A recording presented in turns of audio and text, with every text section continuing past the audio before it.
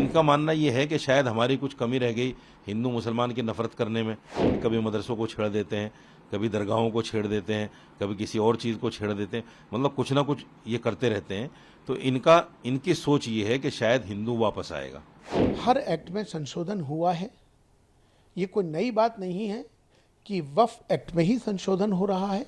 नहीं, मेरी गवर्नमेंट से यही अपील है कि इसमें बेसिकली किसी अमेंडमेंट की ज़रूरत नहीं है, और अगर किसी अमेंडमेंट की ज़रूरत गवर्नमेंट को महसूस हो रही है तो कम से कम जो स्टेक होल्डर्स हैं उनकी राय ज़रूर इनकॉर्पोरेट की जाए, उनकी राय ली जाए।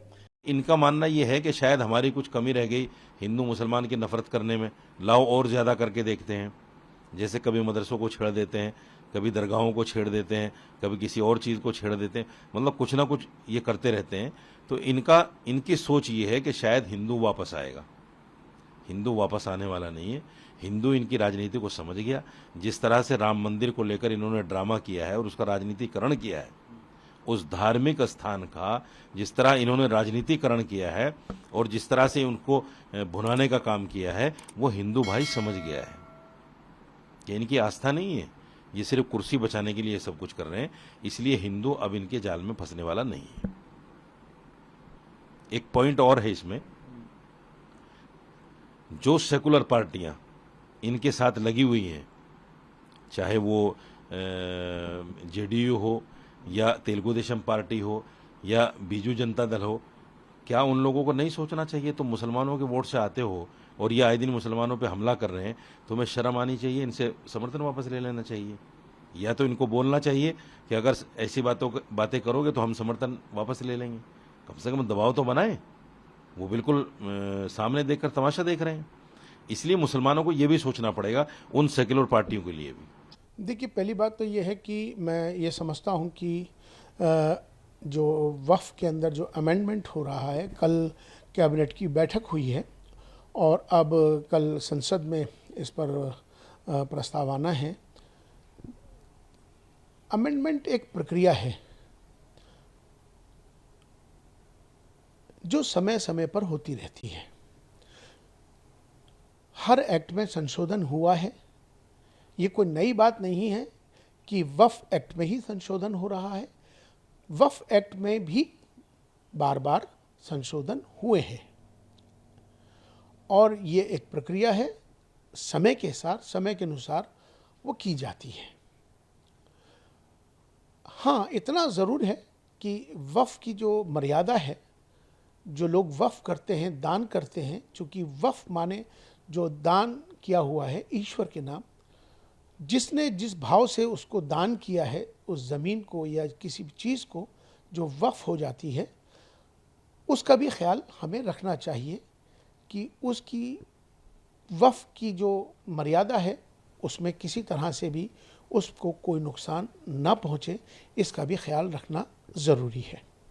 देखिए, वक्फ प्रॉपर्टी जो भी मुसलमान वक्फ करता है या वक्फ ऑलरेडी की है, उसका बुनियादी मकसद ये होता है कि वो किसी न किसी चैरिटेबल पर्पस के लिए या जिस भी पर्पस के लिए वक्फ की गई है उसको उसी पर्पस के लिए इस्तेमाल किया जाए, जिसको कि वाक़िफ़ की मंशा कहते हैं। तो लिहाजा पूरे मुल्क में लाखों प्रॉपर्टीज़ हमारे बुज़ुर्गों ने इस मकसद के लिए वक्फ की है, जिसमें कि ज़्यादा जो प्रॉपर्टीज़ हैं, अराउंड आप कह सकते हैं मोर देन 60 to 70% प्रॉपर्टीज़ मसाजिद यानी मस्जिदें और क़ब्रिस्तानों और दरगाहों की शक्ल में हैं। और इसी के साथ साथ मुल्क में इन प्रॉपर्टीज़ को रेगुलेट करने के लिए 1995 का वक्फ एक्ट मौजूद है।